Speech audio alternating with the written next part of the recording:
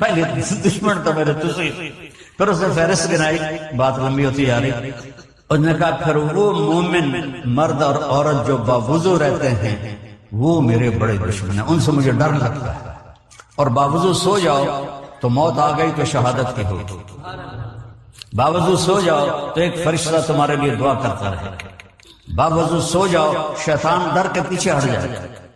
اور ایک بتا رہا ہوں جو میرے نبی نے خود بتایا پوچھنے کے بغیر، جو یہ چاہے اس کی عمر لمبی ہو اور اس کا رزق زیادہ ہو تو وہ اپنے ماں باپ کی خدمت کرے۔ تمہاری تو جابیں ہیں نا، تم کہاں ماں کو پوچھ سکتے، جاب ہے۔ میرے نبی نے اپنے ماں باپ کو خوش کرے اور اپنے رشتے داروں پہ خرچ کرے اور ان سے اچھا سلوک کرے، اللہ اس کی عمر بھی بڑھائے گا، اس کا رزق بھی بڑھائے گا۔ اور ماں باپ کی دعائیں وہاں پہنچا دیتی ہیں اللہ کی قسم جہاں کوئی نہیں پہنچ سکتا۔ میں نے اس زمانے میں میڈیکل چھوڑا جب ڈاکٹر ایک بہت بڑی تصویر تھی، چونکہ وہ ڈاکٹر تھے، بیوپاری نہیں تھے، سوداگر نہیں تھے، ادھومی لے لو ادھومی لے لو ادھومی لے لو، ڈاکٹر تھے، اور مولوی ایک کیڑا تھا، کیڑا گندگی کا کیڑا، اور میں ایک ذمہ دار خاندانی جس میں تکبر کی انتہا، انسان کو انسان نہیں سمجھتے تھے ہمارے بڑے، تو اللہ نے میرا کانٹا بدلا، میرا ہاتھ پکڑا، آج میں آپ کے سامنے کھڑا ہوں، یہ اس کی مہربانی ہے، اس کا کرم ہے، اس کا فضل ہے، اس کا احسان ہے۔ تو میں کالج لائف تک بہت روڈ تھا، نہ ماں کی پرواہ تھی نہ باپ کی پرواہ تھی، تو میرے ماں باپ کو مجھ سے بہت گلہ رہتا تھا۔ تو میں لاہور میں پڑھتا تھا تو میں خط اس وقت لکھتا تھا جب پیسے مک جائیں گے، تو ایک دفعہ میرے باپ نے مجھے خط لکھا، بیٹا جب پیسے ختم ہوتے ہیں تو خط لکھتے ہو، کبھی ایویں بھی خط لکھ دیتا کر بھائی تیرا کی حال ہے۔ پتہ ہی نہیں تھا ماں کسے کہتے ہیں، باپ کسے کہتے ہیں، تو نبی کی زندگی پڑھی تو پتہ چلا، اندازہ لگائیں، بیٹا بہ جا بہ جا۔ میرے نبی نے فرمایا، یہ عورتیں بھی بیٹھی ہیں، کاش میری ماں ہوتی زندہ اور میں عشاء کی نماز کی نیت باندھ کے فرض نماز مسجد کی مصلی پر پیچھے نمازی ہوتے اور میں سورۃ فاتحہ شروع کر چکا ہوتا، الحمدللہ رب العالمین، اور ادھر میرے گھر سے میری ماں کہتی محمد، تو میں نماز توڑ کے کہتا جی اماں جان میں آیا، جی اماں جان میں آیا۔ یہ ماں کا مرتبہ بتایا، یہاں تو صرف پاؤنڈ کو دنیا جانتی ہے، میرا نبی بتا رہا ہے ماں باپ کی خدمت کرو، رزق بڑھے گا، اپنے رشتہ داروں سے لڑو نہیں، اچھا سلوک کرو۔ عام طور پر رشتہ دار آپس میں سینگ پھنسے ہوتے ہیں، اور ہمارے ذمہ داروں میں تو ویسے ہی توبہ توبہ توبہ توبہ، اسی لیکا چھک دیتا ہے، سمجھتے ہو اس بات کو؟ لیکا چھک دیتا ہے، کیا مطلب کہ بس ہم نے دیوار کھڑی کر دی ہے، نہ اس کو ملیں گے، نہ اس کی شادی میں، نہ اس کی غمی میں، نہ اس کے جنازے میں، نہ اس کی میت میں، اس حد تک سنگین ہو جاتا ہے۔ اور میرا نبی کہہ رہا ہے رشتہ داروں کی سختی کے باوجود اچھا سلوک کر، ماں باپ کی دعائیں لے تو اللہ تیرا رزق بڑھا دے گا۔ تو جب میں تبلیغ میں لگا، مدرسے میں داخل ہوا، میرے والد اتنے ناراض ہوئے کہ مجھے گھر سے نکال دیا۔ 23 نومبر 1972، یہ تو مولوی بننا تھا، میرے گھروں نکل 2 بار، اتنے میرے والد اتنے جابر ذمہ دار تھے کہ لوگوں کے پیشاب نکل جاتے تھے جب وہ گرجتے تھے، درد سے باندھ کے مارتے تھے مجھے کہا، اور میری عمر کتنی 18 سال، میں خود حیران ہوتا ہوں کہ ایڈی چھوٹی عمر ہے میرے اللہ نے میروں کیویں ہمت دیتی۔ میں کہا نہیں میں مولوی بننا ہے۔ پھر میرے باپ نے کہا اچھا نکل جا میرے، 2 دفعہ نکل جا میرے۔ پھر جب اللہ نے میری زندگی پلٹی اور میں چھٹی میں آتا اور میں اپنے باپ کی خدمت کرتا، تیل لگاتا، پاؤں دباتا، نوکر ہوتے تھے، نوکرانوں تو خوب نہیں نا، انہیں تو انجن کرنا ہوں۔ تو ایک ہمارے بزرگ لیٹے ہوئے تھے، ان کو لوگ دبا رہے تھے، تو کسی نے پوچھا حضرت کیا حال ہے؟ کہا جی بس میں صبر کا ثواب لے رہا ہوں اور یہ تھکن کا ثواب لے رہے ہیں۔ تو میں اپنے باپ کو بڑے دل سے دباتا، تو مجھے میرے باپ کی دعا لگی، وہ کہتے پتر میریاں اکھیاں تے نہیں ویکھنا، پتر میریاں اکھیاں تے نہیں ویکھنا، پر تو ویکھی ایک دن اللہ تینوں بڑی عزت دے۔ یہ میرے باپ کی دعا ملے۔ آج وہ زندہ ہوتے تو وہ دیکھتے کہ اللہ نے ان کی دعا کو کس طرح پورا کیا. تو میں اپنے باپ کی نوکر بن کے خدمت کی تو ان کی دعا ملی مجھے. جب بھی میں دباتا وہ کہتے ہیں پتر میری آنکھوں نے تو نہیں دیکھنا، شاید کوئی دوسرے بھائی پنجابی نہ سمجھتے ہوں، بیٹا میری آنکھوں نے تو نہیں دیکھنا لیکن تو دیکھنا ایک دن اللہ تجھے بڑی عزت دے. ماں باپ کی دعا لو، اپنے بچوں کو وقت دو، اپنے اولاد کے لیے وقت نکالو. میرے نبی سے زیادہ ذمہ دار اور مصروفیت میں دنیا میں نہ کوئی جم سکتا ہے نہ کوئی جمے گا، جن کے سر پہ 7 بر اعظم کے انسانوں کا بوجھ ہو، قیامت تک کے انسانوں کا بوجھ ہو. روزانہ حسن حسین کے لیے وقت نکالتے تھے. تھوڑی چھوٹیاں چھوٹیاں دکانیں تو ٹائم کوئی نہیں. حسن حسین کے لیے روزانہ وقت نکالتے تھے اور ان کے لیے ایسے گھٹنے ٹیک کے ہاتھ ٹیک کے ان دونوں کو اپنی پیٹھ پہ بٹھا لیتے تھے دونوں کو، اور کمر میں چکر لگاتے تھے اور پھر یوں بلکہ عیسیٰ علیہ السلام کو تو انہوں نے اپنے طور پر صلیب پہ ہی لٹکا دیا. اور جو ہمارے عیسائی حضرات ہیں وہ حضرت عیسیٰ علیہ السلام پہ آ کر رک جاتے ہیں اور محمد رسول اللہ کا انکار کر دیتے ہیں. ہمیں اللہ نے یہ توفیق دی ہے اس امت کو کہ آدم سے محمد تک سب نبیوں کے امام. آمن الرسول وما انزل الیہ من ربہ والمؤمنون کل آمن باللہ وملائکتہ وکتبہ ورسلہ لا نفرق بین احد من رسلہ. تو یہ کلمہ پہلی شرط ہے، لا الہ الا اللہ محمد رسول اللہ، اور محمد آخری رسول ہے، آپ کے بعد کوئی رسول نہیں. دوسرا نماز کتنی ہے؟ 5 نماز، اور یہ وہ تحفہ جو اللہ نے عرش پہ بلا کے دیا. باقی سارے عبادتیں زمین پہ ہوتا ہے، نماز کو عرش پہ بلا کے سامنے کھڑا کر کے 5 نمازیں روزانہ پڑھنی ہے. قضا ہو جائے سونے سے پہلے، قضا پڑھ لے تو حاضری لگ جائے. چھوڑ دینا شرک کے بعد سب سے بڑا گناہ ہے کہ اللہ کو سجدے کا انکار کر دینا. اس میں اللہ نے کوئی گنجائش نہیں رکھی سوائے اس کے کہ سفر میں 2 رکعت پڑھ لو، بیمار ہو تو بیٹھ کے لیٹ کے اشاروں سے پڑھ. جب مجھے ہارٹ اٹیک ہوا تھا تو میں صرف آنکھوں کے اشارے سے نماز پڑھتا رہا. معاف نہیں. معاف ہوتی تو امام حسین علیہ السلام کو کربلا میں ہوتا. 1447 سال میں ایسا واقعہ نہ ہوا نہ ہوگا نہ پیچھے کبھی. نماز کا وقت ہوا، امام علی مقام میں اپنے سردار زہیر سے فرمائے کہ شمر سے کہو کچھ دیر رک جائے میں نماز پڑھوں. جن کو دودھ پیتے ہوئے جنت کی سرداری مل گئی، یہ کربلا کی وجہ سے نہیں جنت کے سردار بنا، یہ تو ماں کا دودھ پی رہے تھے تو آپ نے کہا حسن حسین جنت کے نوجوانوں کے سردار، ان کی ماں جنت کی عورتوں کے سردار ہے اور علی ان سب سے افضل. اس جگہ پر کہہ رہے ہیں مجھے نماز پڑھنے دو.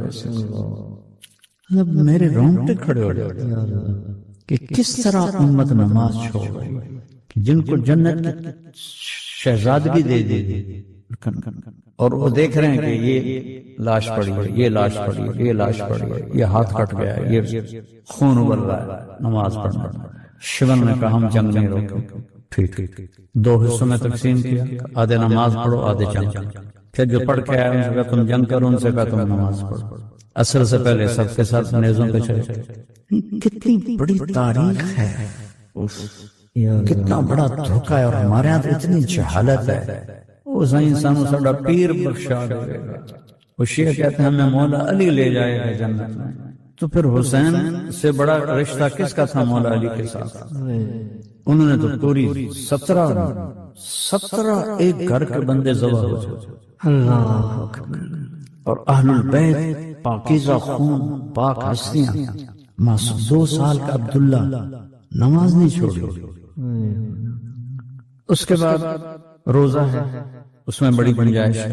سال کے بعد 1 مہینہ بیمار ہو چھوڑ دو، بعد میں رکھ لو. ایسی بیماری ہے کہ نہیں رکھ سکتے، معاف ہو، بالکل ہی معاف ہو. فدیہ کہتے ہیں علماء، مفتی حضرات جانتے ہوں. زکوٰۃ اور حج مسلمان مالداروں پر، غریبوں پر. اور حج کے لیے صرف پیسہ شرط نہیں، صحت بھی شرط، راستہ امن والا یہ بھی شرط. کتنی آسان ہے. 5 فرائض ہیں جن میں 2 تو صرف پیسے والوں کے لیے اور 3 سب کے لیے ہیں. اور اس میں بھی گنجائش ہے، کوئی اونچ نیچ ہو جائے معافی مانگو، اللہ معاف کر دے. اور اس کے بعد ایک حدیث میں بیان کیا کرتا کہ 4 کام کر لو ان 5 فرائض کے ساتھ اتنی بڑی جنت مل جائے گی۔ آپ نے کہا صدق حدیث، ہمیشہ سچ بولو، جھوٹ نہ بولو۔ کہ آپ نے سے پوچھا گیا یا رسول اللہ مسلمان بزدل ہو سکتا کہاں، بخیل ہو سکتا ہاں، جھوٹا ہو سکتا کہ نہیں، جھوٹ نہیں بول سکتا۔ حجاج بن یوسف جو فرعون تھا اس امت کا، 1.5 لاکھ آدمی اس نے سامنے کھڑے ہو کے قتل کروا دیا۔ ایک دن اپنے نوکر سے کہنے لگا لوگ میرے بارے میں کیا کہتے ہیں، کہنے لگا اگر میں نے بتایا تو مجھے بھی قتل کر دے گا، کہنے نہیں وعدہ کرتا ہوں نہیں کرتا۔ انہیں اڈی بڑی چارج شیٹ ایسا ایسا ایسا ایسا ایسا، اس میں ایک جھوٹا ہے، باقی سارے اس کے اب ساری تاریخ بھی لکھے پڑے، ایسے کر کے سنتا رہا۔ جب خاموش ہوا نا وہ تو کہنے لگا ساری سچ ہے، ایک بات کسی سے جب سے میں نے زبان کھولی ہے میں نے جھوٹ آج تک نہیں بولا، آج تک جھوٹ نہیں بولا۔ اب میں کیسے رہوں، ہمارے تو مدرسے کے طلبہ جھوٹ بولتے، علماء ممبر پہ بیٹھ کے کیسے کیا کر جس قوم میں جھوٹ ہو عزت نہیں پائے گی۔ تو ہم نے کہا سچ بولو، جھوٹ نہ بولو۔ ایک عبد الملک بن مروان کے خلاف اشد بن قیس نے بغاوت کی تھی، تو اس میں بصرہ کے ایک بڑے عالم تھے ابو خراش، ان کے بیٹے شامل ہو گئے۔ اشد کو شکست ہو گئی، قتل ہو گئے، بیٹے بھاگ گئے۔ کئی سال کے بعد چھپ کے واپس آ گئے۔ بصرہ کو وہاں اس زمانے کی ISI جو تھی اس نے خبر دے دی کہ اس کے بیٹے گھر آ گئے، تو کہنے لگا آج ابو خراش کے سچ کا امتحان لوں گا۔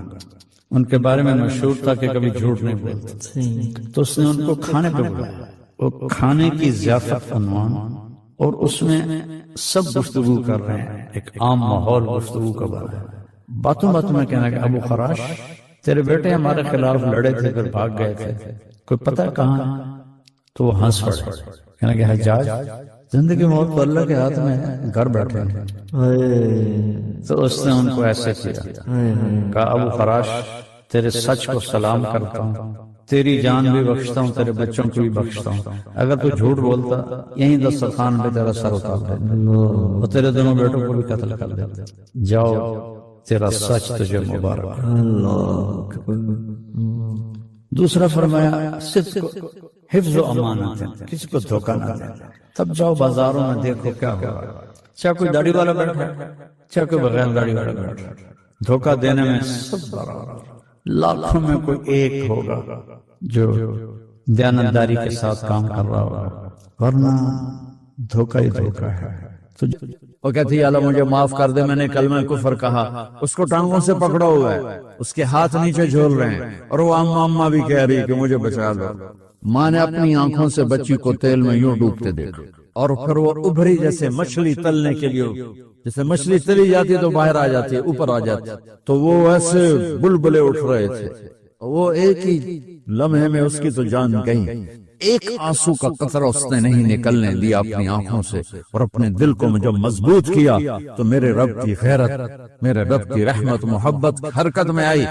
اللہ نے ماں کی آنکھوں سے پردہ ہٹا دیا، اور ماں نے اپنی بیٹی کی روح کو نکلتے دیکھا، اور وہ کہہ رہی ہے اصبری یا ام فإن لک من الأجر کذا وکذا، ماں جی ڈرنا نہیں، صبر کرو، جنت تیار ہے، جنت تیار ہے۔ اور معصوم بچی کو تو پتا بھی نہیں تھا کہ کیا ہونے والا ہے، اس کو پکڑ کے یوں ڈالا، اس کی تو آہ بھی نہ نکلی، اور وہ مچھلی کی طرح تلی گئی۔ اب پھر ماں کا کلیجہ پھٹا، اللہ نے پھر آنکھوں سے پردہ ہٹایا، اور انہیں اپنی بچی کی روح کو نکلتے دیکھا، اور وہ کہہ رہی اصبری یا ام فإن لک من الأجر کذا وکذا، ماں جی تھوڑی دیر کا صبر، جنت تیار ہے، جنت تیار ہے، جنت تیار ہے۔ اللہ کو پایا سب کچھ پایا، اللہ کو کھو دیا سب کچھ کھو دیا۔ جب اس کو پکڑ کے لے جانے لگے، اس نے فرعون کو دیکھا، فرعون اس کی آنکھوں میں آنکھیں نہیں ڈال سکا، نظریں نیچے ہوں گی اس کی، کہنے لگی میری ایک بات مانو گے، میری ایک خواہش پوری کرو گے؟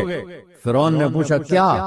کہ جب میں بھی جل جاؤں تو میری اور میری بچیوں کی ہڈیوں کو اکٹھے دفن کرنا، باہر پھینک نہ دینا، دفنا دینا۔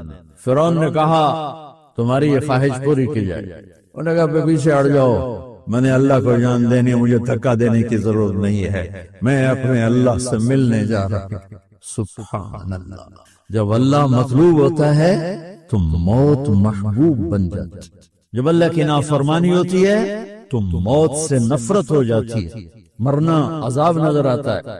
وہ چھلانگ مار گئی، اللہ اکبر کا نعرہ لگاتی ہوئی، ہڈیاں ادھڑ گئیں، گوشت ادھڑ گیا، ہڈیاں باقی رہ گئی۔ فرعون نے کہا ایک ہی جگہ ڈال دو، سب کو دفن کر دو۔ دفن 2000 سال کے بعد بچوں بچیوں، 2000 سال کے بعد موسیٰ علیہ السلام کہ 2000 سال کے بعد جناب رسول اللہ صلی اللہ علیہ وسلم دنیا میں تشریف لائے۔ 40 سال کی عمر میں نبوت ملی، 50 سال کی عمر میں معراج ہوا، 2050 سال کے بعد میرے نبی کی سواری بیت المقدس جا رہی ہے، اور بیت المقدس پر جب وہ اوپر پہنچے ہیں تو مصر وہاں سے قریب ہو جاتا ہے۔ جب وہ اترنے لگے تو میرے نبی نے کہا جبریل جنت کی خوشبو آ رہی ہے، جبریل جنت کی خوشبو آ رہی ہے۔ کہاں سے آ رہی ہے؟ ابھی تو جنت اوپر ہے، ابھی تو اوپر جانا ہے، تو یہ زمین سے جنت کی خوشبو کیا آ رہی ہے؟ تو جبریل نے عرض کی یا رسول اللہ، فرعون کی ایک باندی تھی جو اللہ سے سودا کر گئی جان کا اور اپنی بچیوں کا، اس کی بچیوں کی ہڈیوں کو جہاں دفن کیا گیا ہے، یہ خوشبو جس دن انہیں دفن کیا تھا اس دن سے لے کر آج تک یہ خوشبو آ رہی ہے، اور یہ قیامت تک آتی رہے گی۔ اللہ اپنے نام پہ قربان ہونے والوں کی یوں قیمت لگاتا ہے، پہلے اپنی منزل طے کرو، پہلے اپنی منزل طے کرو، پہلے اپنی منزل طے کرو کہ مجھے اپنی زندگی کی صحت لینا کیا ہے، مجھے اللہ کو پانا ہے، مجھے اللہ کو پانا ہے۔ میں نے اللہ کی قسم، اگر اللہ راضی ہے تو پھر موت سے بڑھ کر کوئی تحفہ نہیں، اس سے بڑھ کر کوئی خوبصورت پیغام نہیں، اور اگر اللہ ناراض ہے تو موت سے خوفناک کوئی پیغام نہیں۔ عمر بن عبدالعزیز 3 بر اعظم پر حکومت کی، عمر بن عبدالعزیز، بنو امیہ، مروان 9 مہینے حکومت کی، اس کا بیٹا عبد الملک بن مروان 21 برس حکومت کی، اس کا بیٹا ولید 10 سال حکومت کی، اس کا بیٹا سلیمان 2.5 سال حکومت کی۔ اسی تخت پر بیٹھے عمر بن عبدالعزیز۔ پہلے تینوں نے چاروں نے اللہ کے شریعت کو قربان کیا حکومت کے لیے، عمر بن عبدالعزیز نے اپنے آپ کو قربان کیا اللہ کے لیے، حکومت کو پاؤں کے تلے رکھا اور اللہ کی رضا کو سامنے رکھا۔ ان کو زہر دیا گیا، جب ان کی موت کا وقت قریب آیا تو انہوں نے رجا بن حیوہ کو بلایا۔ سننے والی بات ہے بچوں، ان سے فرمانے لگے سنو، میں نے 3 بادشاہوں کو قبر میں اتارا۔ اب بچیاں تو قبرستان جاتی نہیں، ہم تو اپنے ہاتھوں سے قبر میں اتارتے ہیں اور اوپر مٹی ڈالتے ہیں اور اوپر اینٹیں ڈالتے ہیں اور پھر منو مٹی میں دبا کے واپس آتے ہیں۔ یہ منظر آپ بچیوں کے تو دیکھنے کا بھی نہیں ہے۔ وہ کہنے کہ میں نے 3 بادشاہوں کو مٹی میں ڈالا، لیکن ان کے کفن کی گرہ کو جب کھول کے دیکھا تو ان کے چہرے قبلے سے ہٹ چکے تھے اور رنگ ان کے کالے پڑ چکے تھے۔ ولید بن عبد الملک، سلیمان بن عبد الملک بن مروان، عبد الملک باپ، ولید بیٹا، سلیمان بیٹا، یہ تینوں ان کے چہرے کالے ہو گئے تھے اور ان کا قبلے سے منہ پھر گیا تھا۔ اب میں مرنے لگا ہوں، مجھے پہلے ضرور چیک کرنا کہ میرا اللہ میرے ساتھ کیا کرتا ہے۔ پہلے تینوں کی ظلم کی حکومت تھی، ان کے چہرے قبلے سے کیوں ہٹ گئے؟ آپ کو عجب بات بتاؤں، ولید بن عبد الملک روزانہ تہجد میں کھڑے ہو کے 10 سپارے پڑھتا تھا، 10 سپاروں کی تلاوت تہجد میں کرتا تھا کھڑے ہو کے، اور قبلے سے چہرہ ہٹ گیا۔ سلیمان بن عبد الملک تہجد گزار، چہرہ قبلے سے ہٹ گیا، ظلم کیا، خون کو پانی بنا دیا، حکومت پر شریعت کو قربان کیا، رشتے ناتوں کو قربان کیا۔ اللہ نے قبلے سے چہرے، نمازیں منہ پہ مار دی، روزے منہ پہ مار دیے، حج زکاتیں منہ پہ مار دی، تہجد ان کے منہ پہ مار دی اور ان کے چہروں کو قبلے سے ہٹا دیا اور رنگ کالے کر دیے۔ عمر بن عبدالعزیز نے اسی سلطنت کو عدل سے بھر دیا، اسی سلطنت کو عدل سے بھر دیا۔ کیسی سلطنت کی؟ جب گورنر تھے تو 60 اونٹوں پہ سامان چلتا تھا، جب امیر المومنین بنے تو بچے کہنے لگے ماں سے، بچے بچیاں 12 تھے، ماں سے کہنے لگے کہ عید کا موقع آ رہا ہے، ابا سے کہو ہمیں نئے کپڑے تو لے کر دیں۔ ان کی ماں کا نام ہے فاطمہ، بچوں کی ماں کا نام فاطمہ بنت عبد الملک۔ یہ دنیاوی سٹیٹس میں سب سے بڑی خاتون گزری ہے، آج تک اس کے لیول کی کوئی عورت نہیں آئی۔ دادا بادشاہ، باپ بادشاہ، 4 بھائی بادشاہ، 6 خامن بادشاہ، 7 نسبتوں سے یہ عورت شہزادی رہی ہے۔ حضرت عمر گھر آئے، بیگم نے کہا بچے کپڑے مانگ رہے ہیں۔ حضرت عمر کہنے لگے میرے پاس تو پیسے نہیں ہیں، تنخواہ میں تو مشکل سے روٹی پوری ہوتی ہے، کہاں سے لے کر دوں؟ تو تھوڑی دیر خاموش رہی بیگم، پھر کہنے لگی آپ ایسا کریں اگلے مہینے کی سیلری ایڈوانس لے لیں، اس سے میں کپڑے لے لیتی ہوں اور روٹی کا خرچہ میں مزدوری کر کے گھر بیٹھے مزدوری کر کے چلا لوں گی، آپ 1 مہینے کی تنخواہ ایڈوانس لے لیں۔ حضرت عمر بن عبدالعزیز واحد خلیفہ ہیں جن کے دور میں 3 براعظم میں زکوٰۃ لینے والا باقی نہیں بچا تھا۔ یہاں لاہور بھی ان کی حکومت کے نیچے تھا، جنوبی اسپین فرانس ان کی حکومت کے نیچے تھا، کاشغر تک ان کی حکومت کے نیچے تھا، استنبول کے دروازوں تک ان کی حکومت تھی۔ 3 براعظم میں ایک آدمی زکوٰۃ لینے والا نہ بچا، اور اپنا حال یہ ہے کہ بیگم سے کہہ رہے ہیں پیسے کوئی نہیں، کپڑے کہاں سے لے کر دوں؟ اور بیگم طریقہ بتا رہی ہے کہ آپ اگلے مہینے کی تنخواہ ایڈوانس لے لیں، اس سے میں کپڑے لے لوں گی، اور چولہے کا خرچہ، روٹی کا خرچہ میں گھر بیٹھ کے مزدوری کر کے کما لوں گی۔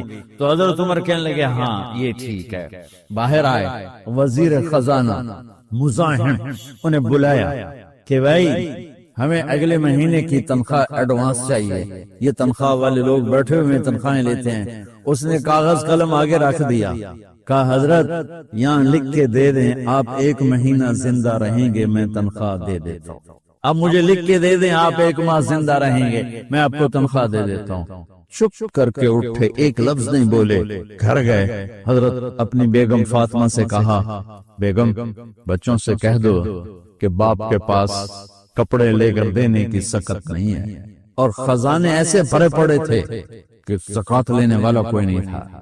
عید کی نماز ہوئی، نماز کے بعد جب ساری فیملی ملنے آئی اور بچے بھی ملنے آئے تو ان کو دیکھ کر ان کی آنکھوں میں آنسو آ گئے۔ کہنے لگے بچوں آج تمہیں دکھ تو ہوگا اپنے باپ پر کہ ایک جوڑا کپڑا بھی لے کر نہ دیا عید کا۔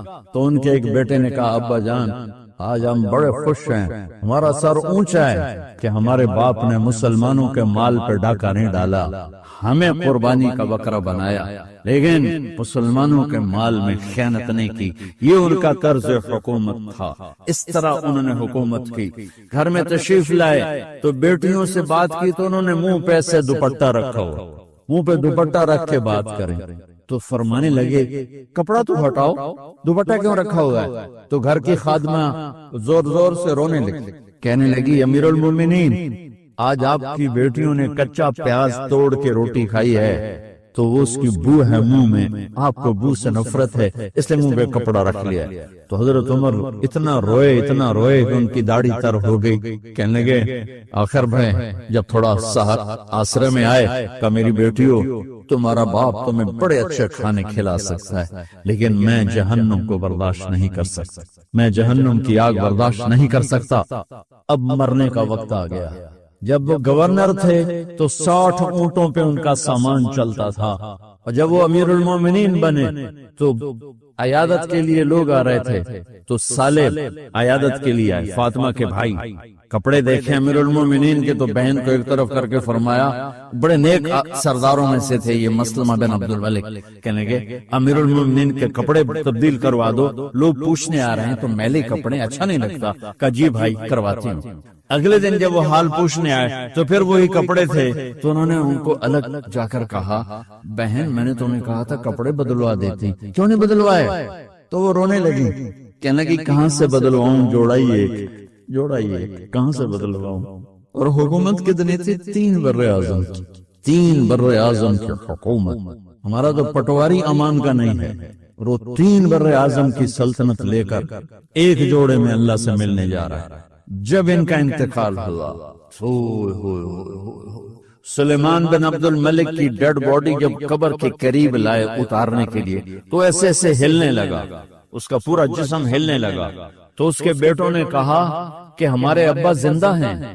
تو حضرت عمر نے فرمایا بیٹو زندہ نہیں ہیں، عذاب قبر جلدی شروع ہو گیا ہے.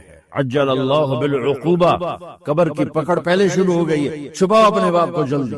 جب عمر بن عبدالعزیز کی ڈیڈ باڈی قبر کے قریب کی گئی اور ان کا بھائی اتارو، بھائی وہ باتیں شروع ہو جاتی ہیں، رومال ڈالو، چادر پکڑو، ادھر سے پکڑو. تو ایک دم ایسے ایک پرچہ ہوا میں اڑتا ہوا سب نے دیکھا. وہ آتے آتے آتے آتے آتے آتے یوں آ کے حضرت عمر کے سینے پر گر گیا. سب دیکھ رہے ہیں. جب پرچے کو اٹھا کے دیکھا گیا تو اس پہ ایک سطر پہ لکھا تھا بسم اللہ الرحمن الرحیم، اور دوسری سطر پہ لکھا تھا براءۃ من اللہ لعمر بن عبد العزیز من النار. یہ عمر کے لیے جہنم کی آگ سے نجات کا پروانہ ہے.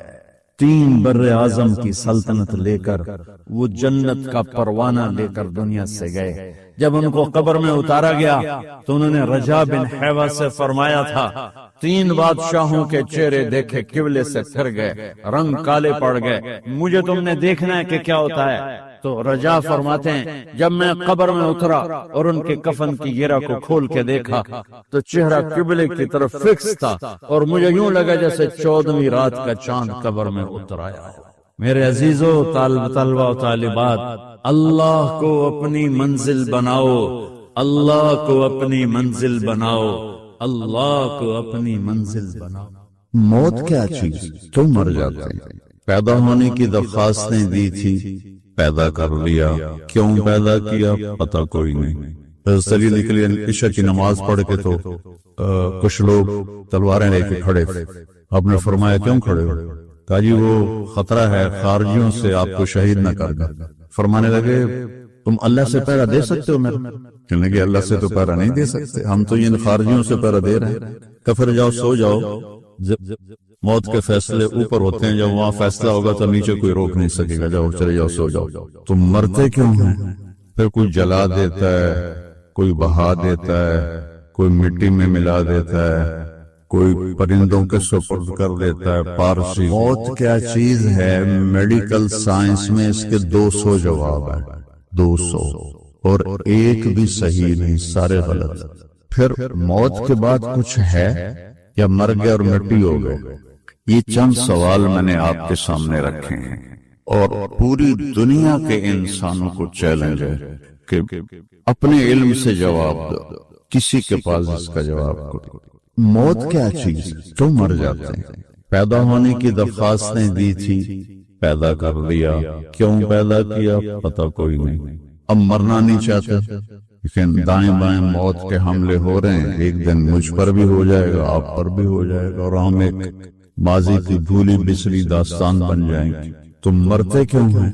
پھر کوئی جلا دیتا ہے، کوئی بہا دیتا ہے، کوئی مٹی میں ملا دیتا ہے، کوئی پرندوں کے سپرد کر دیتا ہے. پارسی وہ اوپر رکھ دیتے ہیں، گدھ آ کے کھا جاتے ہیں. تو یہ موت کیا چیز ہے؟ تھوڑا شروع میں میڈیکل میں نے شروع کیا تھا تو پھر اللہ نے میرا راستہ بدل دیا. تو موت کیا چیز ہے، میڈیکل سائنس میں اس کے 200 جواب ہیں، 200، اور ایک بھی صحیح نہیں، سارے غلط. وہ انسانی عقل سے ہیں، نہیں پہنچ سکتے. پھر موت کے بعد کچھ ہے یا مر گئے اور مٹی ہو گئے؟ یہ چند سوال میں نے آپ کے سامنے رکھے ہیں اور پوری دنیا کے انسانوں کو چیلنج ہے کہ اپنے علم سے جواب دو. کسی کے پاس اس کا جواب دو. موت کون دیتا ہے؟ یحیی و یمیت. مارنے والا بھی اللہ ہے اور زندگی دینے والا بھی اللہ ہے. زندگی موت کا نظام میرے اللہ کے ہاتھ میں ہے، زمین پر نہیں ہے. اوپر فیصلے ہوتے ہیں، زمین پہ فیصلے نہیں ہوتے. سلی نکلی عشاء کی نماز پڑھ کے تو کچھ لوگ تلواریں لے کے کھڑے تھے. آپ نے فرمایا کیوں کھڑے ہو؟ کہا جی وہ خطرہ ہے خارجیوں سے آپ کو شہید نہ کر لیں. فرمانے لگے تم اللہ سے پہرا دے سکتے ہو؟ میرے کہنے لگے اللہ سے تو پہرا نہیں دے سکتے، ہم تو ان خارجیوں سے پہرا دے رہے ہیں.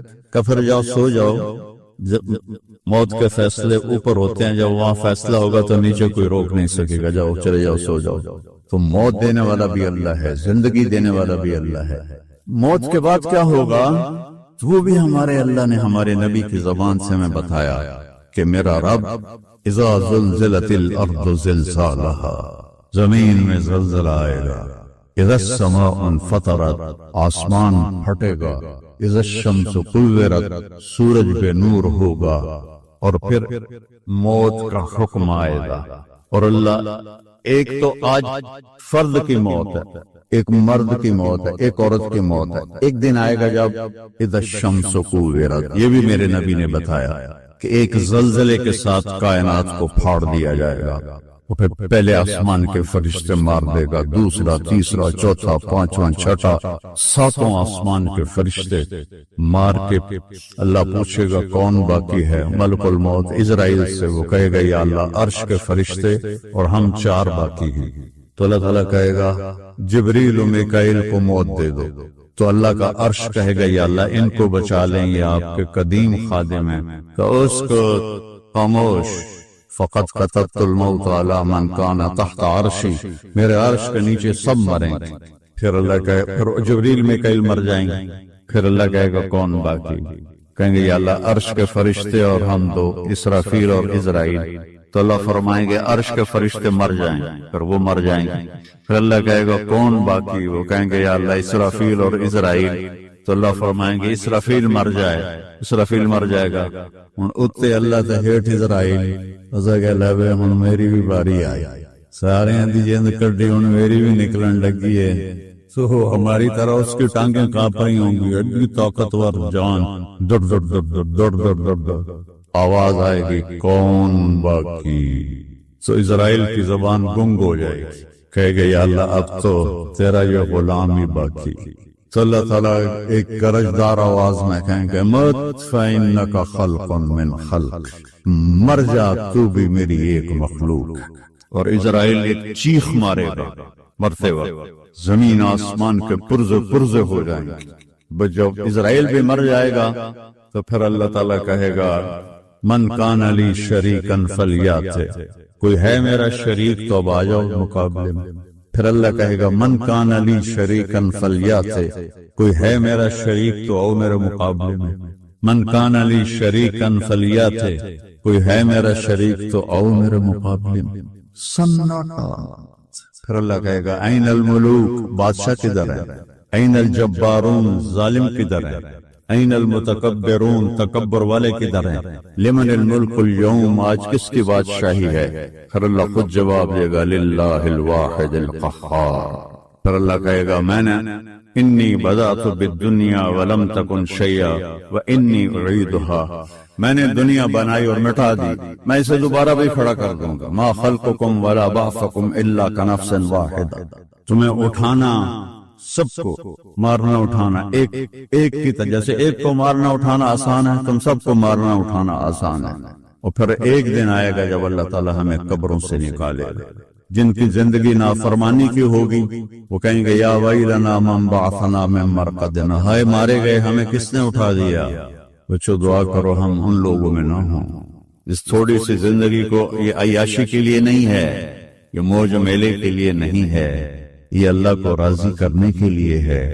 سنبھل کے چل، کل پاؤں میرا کاسا ہے سر پہ جو آ گیا، بولا سنبھل کے چل سر راہ راہ گزر، میں بھی کبو کسی کا سر پر غرور تھا۔ تو یہ وجود ڈھانچہ میں بدلنے والا ہے، ڈھانچے میں ہم ڈھلنے والے ہیں، ہڈیاں بکھر جائیں گی۔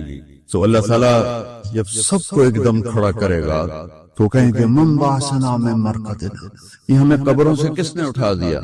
تو جو اللہ کو راضی کر کے گئے ہوں گے وہ کہیں گے ھذا ما وعد الرحمن وصدق المرسلون، آج وہ دن آ گیا جس کا اللہ نے وعدہ کیا تھا اور نبیوں نے سچی خبر دی تھی۔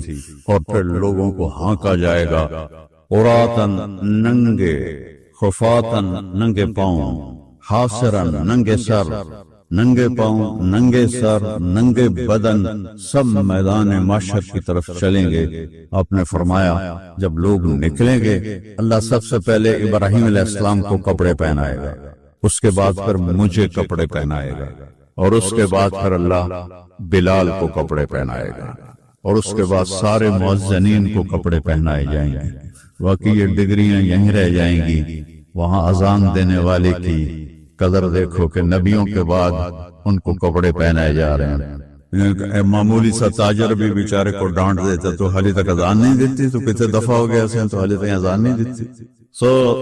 پھر جب اس طرح پیپر چھوڑے جائیں گے نا، یہاں تو آپ کو پیپر پکڑائے جاتے ہیں، وہاں پیپر چھوڑا جائے گا، اور کسی کو الٹے ہاتھ میں آئے گا خود بخود، کسی کے سیدھے ہاتھ میں آئے گا۔ جس کو الٹے ہاتھ میں آئے گا کہ گہائے مارا گیا، یا لیتنی لم اوت کتابیا، یہ پیپر میرے ہاتھ میں کیوں آ گیا، ولم ادر ما حسابیا، مجھے تو پتہ نہیں تھا حساب ہوگا، یا لیتنی لم اوت کتابیا ولم ادر ما حسابیا، یا لیتہا کانت القاضیہ ما اغنی عنی مالیا ہلک عنی سلطانیہ۔ وہ کہے گا ہائے میں مر گیا، میں نے واپس کر لو، میں دوبارہ لاہور بڑے چنگے کام کرنا ہے، بڑا نیک بن کے چلنا ہے۔ لگے گا خذوہ فغلوہ، اس کو پکڑو اور جکڑ دو۔ او میرے بچوں، جہنم کی آگ سے سوئی کے ناکے جس میں دھاگا ڈالتے ہیں اتنا سوراخ کر دیا جائے، اور اس سے جو آگ کا شرارہ نکلے گا